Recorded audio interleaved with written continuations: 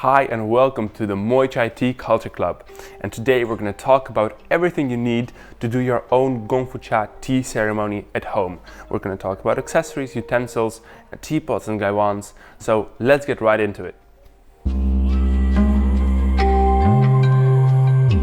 So let's talk about the tea pads, and the little guy you see here, you may recognize him, it's Kung Fu Panda, right? And he's made out of clay. So this category we get a lot of questions from the whole time because it can be quite confusing. What does a little figurine do on a tea table, right?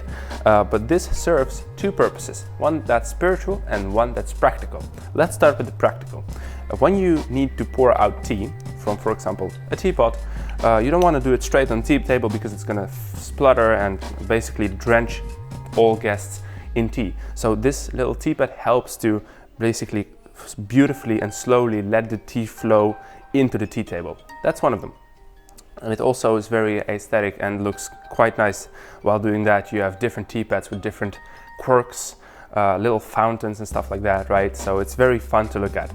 And the spiritual reason is basically that tea masters in China used to meditate while focusing on the tea pad, and the tea pad would also give energy back in exchange for the tea that has been poured onto it, right? So tea master would point the teapot towards himself, and then the teapot would give him this energy and he would redistribute it through the tea.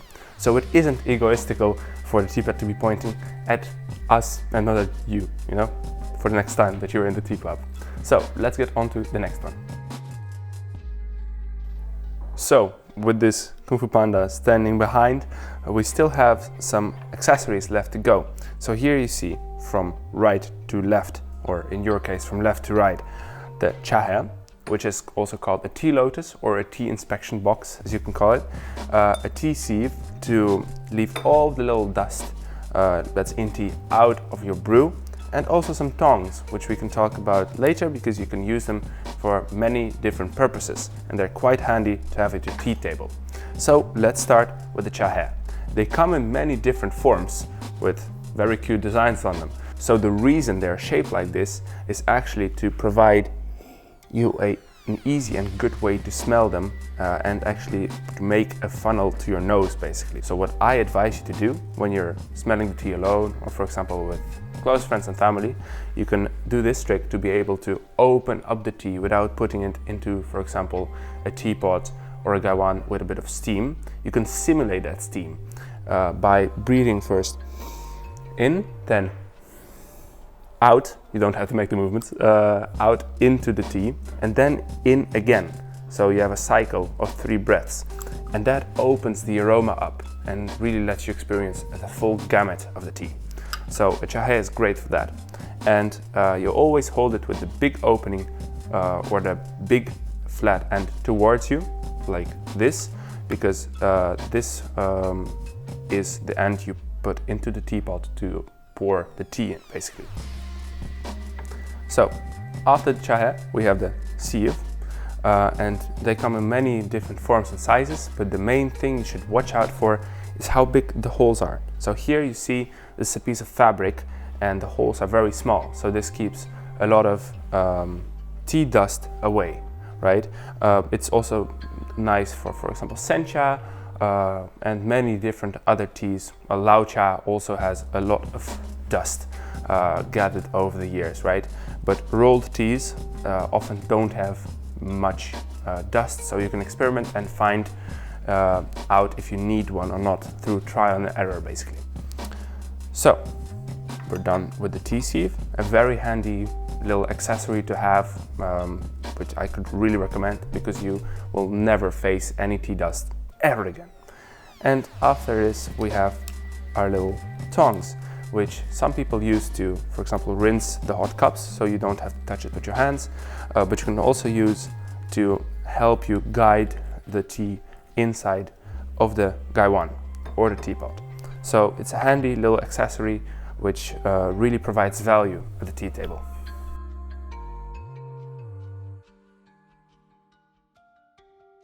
Let's talk about the way on how to infuse tea. So The right side is traditional and this side is non-Gong Fu cha basically. Let's start with the traditional side.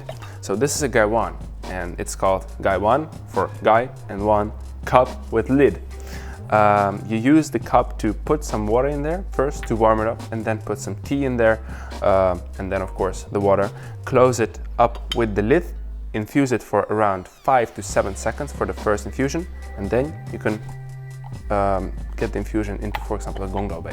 Gong dao bei is a cup of fairness, but we'll get to that soon. So the gai wan is a great instrument and it's often regarded as more of an instrument than, for example, a teapot. And you can really make some wonderful tea in here. Often I would advise to use a gai wan for white or green teas, right?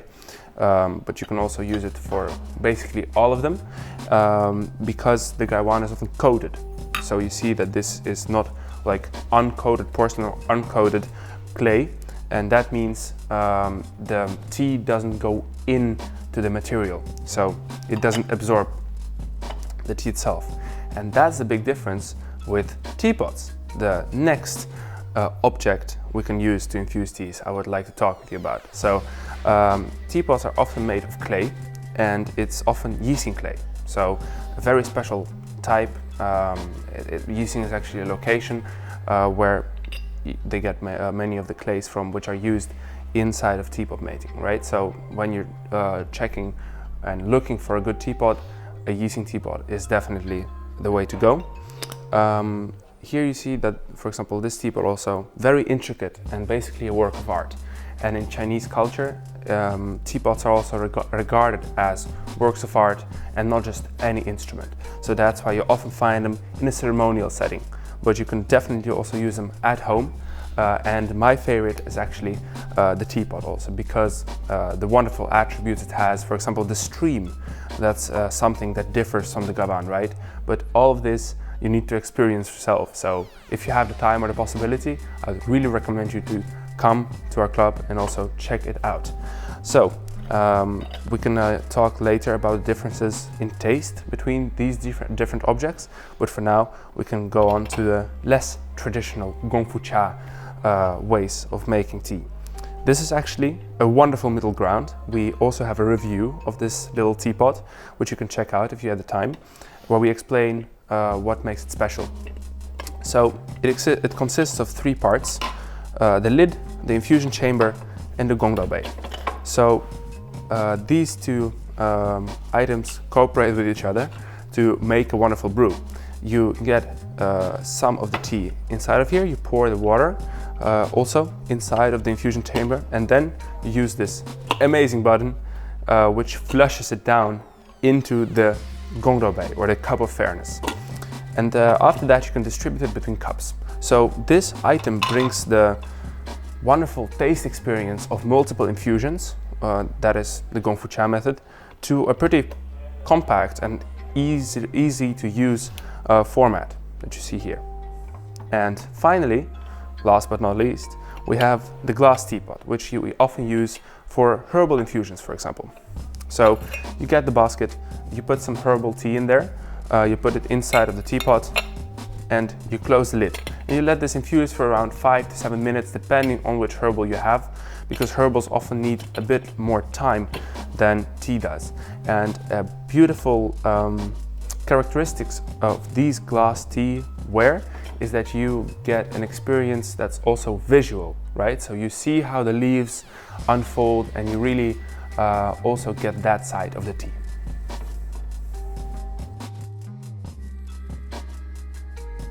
So for the tea you've just made, you also need a way to distribute them, right? And that's where the gong dao bei comes in. The name needs a little explanation. It's the cup of fairness. And why is it? Well, of course, it mixes the infusion and the first droplet that comes out of a teapot is a bit lighter than the last one. So that's why you need to mix infusions, and you can't just pour straight from the teapot into the cup if it comes to Chinese and Japanese teas. With herbal infusions, which you infuse much longer, it doesn't matter as much. But with teas which you infuse for 5 to 7 seconds, 5 seconds of difference matters a lot. So that's why we use the gong dao bei. And you can find them in many forms and sizes, right? Some of them are beautifully made from clay, some of them are wood-fired, and for example, this one has a side handle, which is more of a Japanese style. And they're all great to use, and it comes down to personal preference, how you like to hold them. So for example, you can hold them from the top or from the side, and with the side-handled one, you don't need to think about it being too hot. So it really all comes down to personal preference.